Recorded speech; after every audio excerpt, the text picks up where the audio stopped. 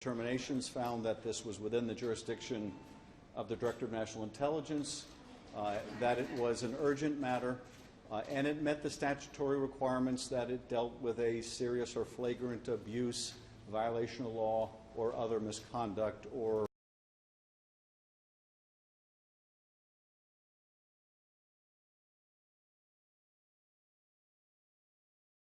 and they shall provide it to the Congress.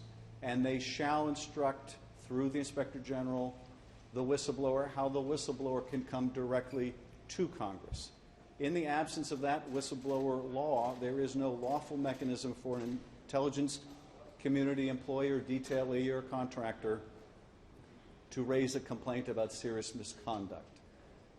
The whole point of the whistleblower statute is not only to encourage those to report problems, abuses, violations of laws, but also to have a legal mechanism to do so and not to disclose classified information because there's no other remedy. That whole purpose is being frustrated here because the Director of National Intelligence has made the unprecedented decision not to share the complaint with Congress. We were informed of this fact after the 7-day period in which the Director has to review it and submit it to Congress had expired. No complaint was provided, and the Inspector General felt it necessary to inform the Congress that that complaint was being withheld. In the absence of the actions, and I want to thank the Inspector General, in the absence of his actions in coming to our committee, we might not have even known there was a whistleblower complaint alleging an urgent concern. We will be releasing the Inspector General's letters, but I want to read one sentence from them. Mr. Atkinson wrote, "I set forth the reasons for my concluding that the subject matter involved in the complainant's disclosure not only falls within the DNI's jurisdiction, but relates to one of the most significant and important of the DNI's responsibilities to the American people." This is what's being withheld from Congress right now. We do know that the Department of Justice has been involved in the decision to withhold that information from Congress. We do not know, because we cannot get an answer to the question about whether the White House is also involved in preventing this information from coming to Congress. We do not have the complaint. We do not know whether the press reports are accurate or inaccurate about the contents of that complaint. But what I do know is this: if in a matter within the jurisdiction of the Director of National Intelligence, you have an employee of that community or a contractor or detailee who follows the law and makes a complaint, and it is possible for the subject of that complaint to essentially quash the complaint or keep it from Congress, then this system is badly broken. Now, I don't think this is a problem of the law. I think the law is written very clearly. I think the law is just fine. The problem lies elsewhere. And we're determined to do everything we can to determine what this urgent concern is, to make sure that the national security is protected, and to make sure that this whistleblower is protected.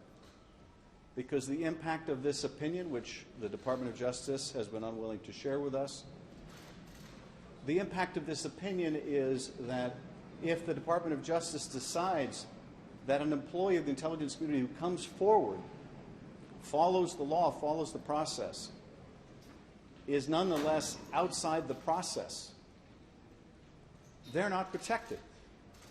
Which not only means that this whistleblower is not protected, it means no whistleblower is protected. That is the danger of the DOJ's misinterpretation of the law. So that is where we are right now. Next week, we will have an open hearing with the Director of National Intelligence where he can explain to the country why he believes this urgent concern should not be shared with the Congress.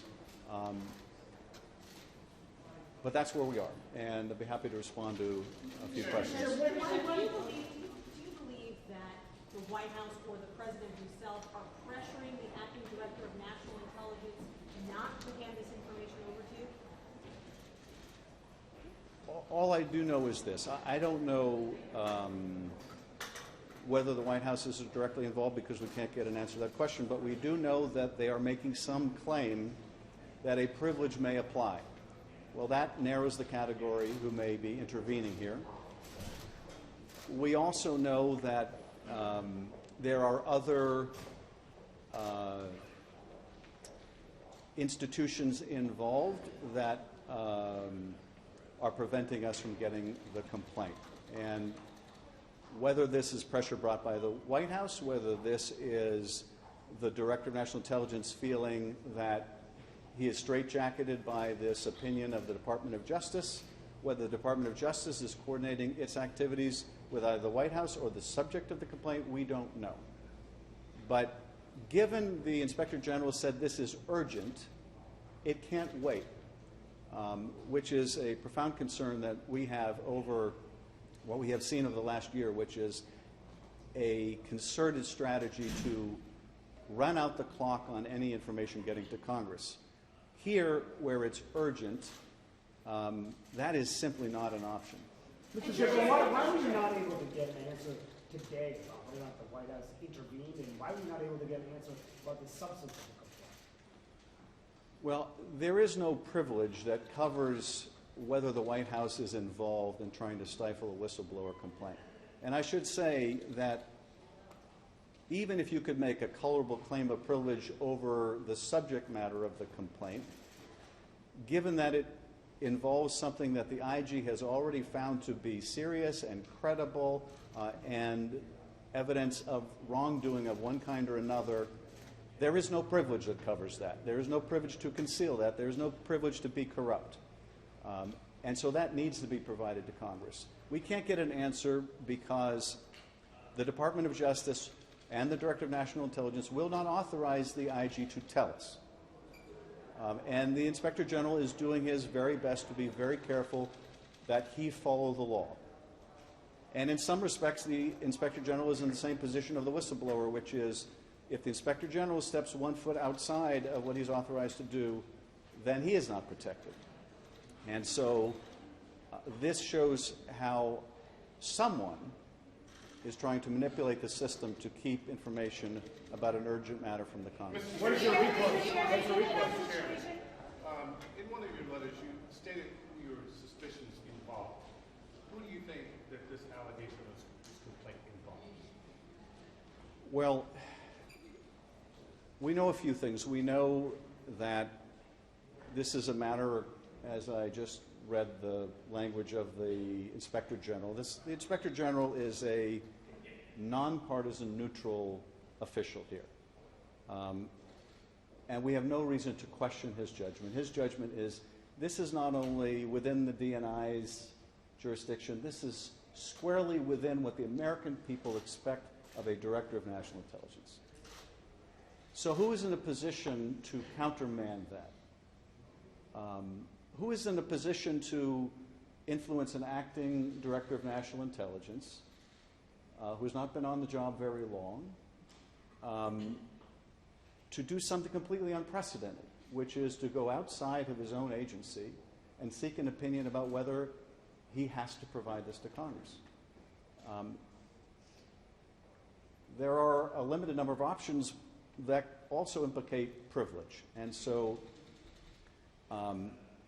the shorter answer is we don't know, but there's certainly a lot of indications it is someone at a higher pay grade than the Director of National Intelligence. But in your letter, you said that you suspected this was to protect the President of the United States, and you stand by the statement in your letter. I believe that there is an effort to prevent this information getting to Congress. And if the assertion is accurate that the Department of Justice has made and the DNI has affirmed that this involves a potentially privileged communication, then at one level or another, it likely involves either the President or people around him. Mr. Chairman, you've already subpoenaed this complaint, and he's laid out all of the blocking activity that's happening being able to get the complaint. What are your options at this point legally to obtain it? What's your recourse? Well, we will hear more. We will learn more next Thursday when the Director of National Intelligence testifies. And we are exploring with the House General Counsel what our options are.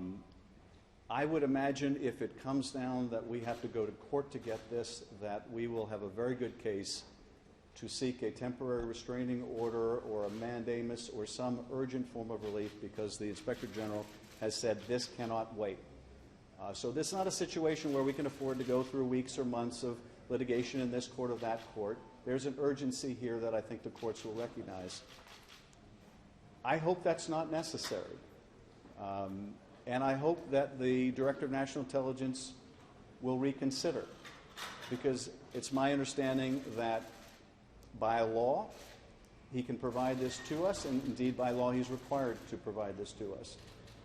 But we will look at whatever remedies we have, including when the Director of National Intelligence comes to the Congress for authorization to reprogram funds for one purpose or another.